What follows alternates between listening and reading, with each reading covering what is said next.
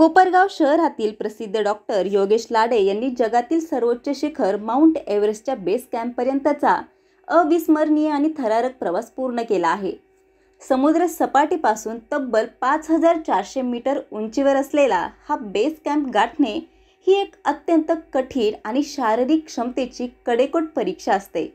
मात्र अपार जिद्द, चिकाटी आणि धैर्याच्या जोरावर डॉक्टर लाडे यांनी ही मोहीम यशस्वीरित्या पार पाडली आणि कोपरगावचं नाव थेट हिमालयात पोहोचवलं। या ऐतिहासिक यशाबद्दल सामाजिक कार्यकर्ते संजय काळे आणि साई सेवा भक्त मंडळ यांच्या वतीने डॉक्टर लाडे यांचा भव्य सत्कार करण्यात आला। यावेळी संजय काळे, विजय सांगळे, रवी मगर, मारुती काटे तसेच पत्रकार स्वप्नील कोपरे, अनिल दीक्षित, सुनील ससाने, रवी वाघडकर यांच्या उपस्थितीत त्यांना पुष्पगुच्छ देऊन सन्मानित करण्यात आलं। डॉक्टर लाडेंचे हे साहस केवळ व्यक्तिगत यश न राहता कोपरगावच्या प्रत्येक तरुणासाठी प्रेरणास्थान बनलं आहे। त्यांच्या या यशाबद्दल संपूर्ण शहरातून आनंदाचा वर्षाव होत आहे। नमस्कार, मी डॉक्टर योगेश लाडे आणि मला फार आनंद होतो आहे की गेल्या महिन्यात म्हणजे 15 मार्च 2025 ते 30 मार्च 2025 या 15 दिवसाच्या काळात मी यशस्वीरित्या एव्हरेस्ट बेस कॅम्पचा ट्रेक करू शकलो आणि फार आनंद होतो आहे हे सांगण्यात की जगातला एक प्रसिद्ध आणि मोस्ट चॅलेंजिंग ट्रेकपैकी एक हा एक एव्हरेस्ट बेस कॅम्पचा एक ट्रेक आहे जो साधारणतः एक 17,300 फुटापर्यंत आपल्याला हा प्रवास असतो आणि हा प्रवास सुरू होतो लुकलापासून। लुकला हे नेपाळमधलं एक one of the most dangerous आणि one of the most difficult airport एक मानलं जातं। लुकला हे जे गाव आहे हे फक्त एअरपोर्ट कनेक्टिव्हिटी ह्या गावाला, म्हणजे तुम्हाला जर नेपाळवरनं काठमांडूवरनं तुम्हाला लुकलाला जायचं असेल तर तुम्हाला बाय रोड हा ऑप्शन नाही आहे, तिथे रोड जातच नाही। जायचं असेल तर आयदर तुम्हाला बाय फ्लाईट जावं लागतं किंवा ट्रेक करत खालून 7 ते 8 किलोमीटर 7 ते 8 तासाचा ट्रेक करत तुम्हाला लुकलाला जायचं असतं। तर हा प्रवास लुकलाला चालू झाल्यानंतर मग स्टेप बाय स्टेप आम्ही साधारणतः दररोजचा एक 10 किलोमीटरचा टप्पा मजल करत आणि हळूहळू ॲसेंड करत, म्हणजे तुम्हाला साधारणतः एका 10,000 फीट ह्या हाईटवरून तुम्हाला चालू करायचं आहे।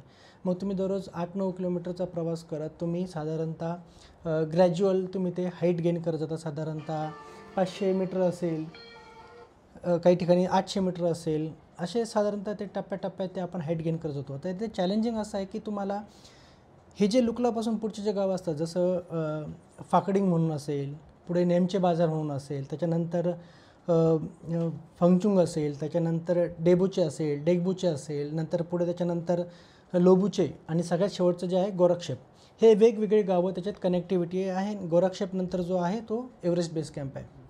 ही सगळी गावं फक्त आणि फक्त चालतच जावं लागतात।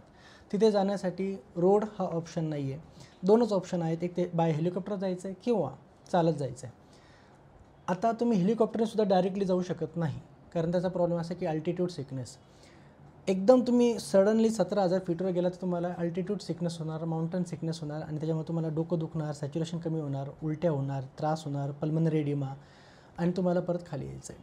तर हे वेगवेगळे चॅलेंजेस त्याच्यामध्ये असतात, त्याच्यामुळे टप्प्याटप्प्यात तुम्हाला ग्रॅज्युअल हे चालतच जायचं आहे। आता साधारणतः लुकलापासून चालू केल्यानंतर फाकडिंगनंतर नेमचे बाजार हे साधारणतः 15,000 फीटवर आपल्याला तिथे नेऊन सोडतात।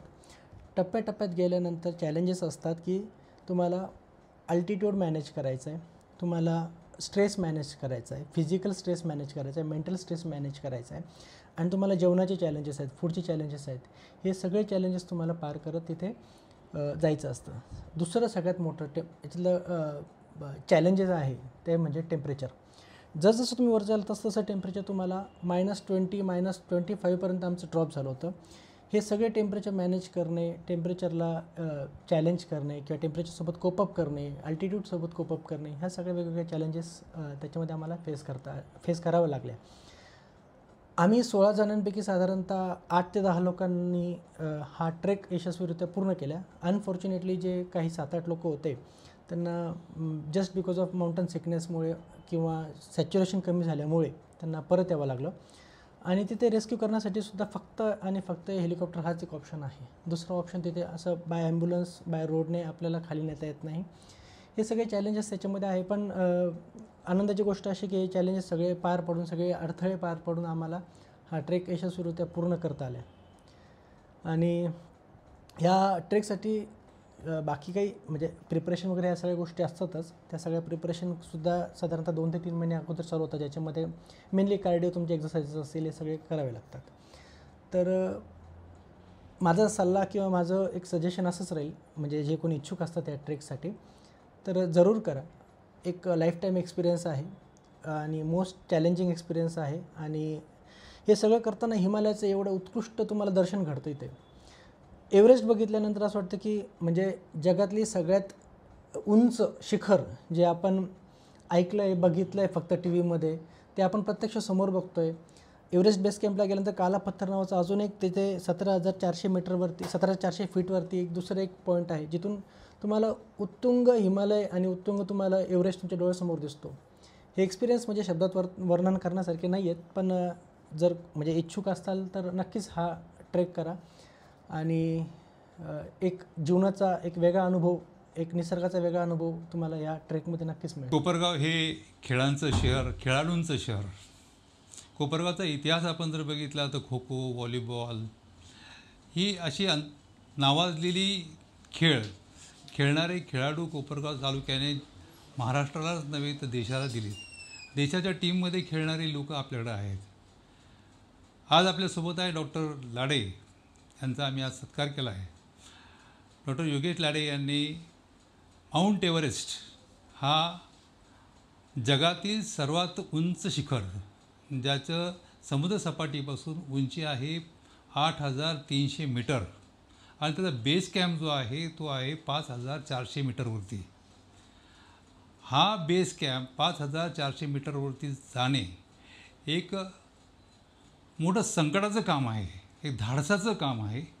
आणि हे काम करण्याकरता डॉक्टरांनी खूप कष्ट घेतलेले. मी डॉक्टरांचा जवळचा मित्र आहे आणि डॉक्टर गेली 10 वर्ष मी बघतो त्यांच्याकडे. ते सायकल घेऊन रस्त्यावरती रेग्युलर फिरत असतात. त्यांची सायकलही एकदम अफलातून सायकल आहे आणि दी इज अ मोस्ट म्हणजे सुंदर सायकलिस्ट आहेत ते. त्यांनी आतापर्यंत हजारो किलोमीटरची सायकलिंग केलेलं आहे. मुंबई ते पुणा, मुंबई ते गोवा, गोवा ते केरला, केरला ते तामिळनाडू, असा त्यांनी हा जो प्रवास आहे सायकलीवरती केलेला आहे. असा हा माणूस कोपरगावच्या भाग्यात लाभलेला आहे. आणि आज त्यांनी बेस कॅम्पपर्यंतचा प्रवास, तिथे -40 डिग्रीजपर्यंत टेम्परेचर आहे, अशा ठिकाणापर्यंत ते पोचलेत. आणि अशा ठिकाणापर्यंत पोचणारी लोक ही बोटावर मोजणारी इतकीच आहेत. आणि मला खरंच मी सौभाग्य समजतो की अशा माणसाचं दर्शन घेण्यासाठी मला नशीब भेटलं. आणि कोपरगाव तालुक्याला नव्हे, नगर जिल्ह्याला अभिमानाची बाब आहे की आपल्याकडे अशी स्पोर्ट्समन आहेत. मागच्याच वर्षी डॉक्टर सौभाग्यवती सुषमा आचार्य ह्या देखील आंतरराष्ट्रीय खेळाडू म्हणून, धावपटू म्हणून, नंतर पोहण्यामध्ये त्यांनी अनेक मेडल्स मिळवलेत. असे खेळाडू आहेत. आणि ह्या खेळाडूंना आपण स्पार्क दिला पाहिजे, प्रोत्साहन दिलं पाहिजे, त्यांचा सन्मान केला पाहिजे. याच एका उद्दिष्टाने आम्ही आज त्यांच्याकडे आलेलो होतो. आम्हाला खूप अभिमान वाटला मला की अशी धाडसी माणसं, अशी धाडसी खेळाडू आपल्या गावात आहेत.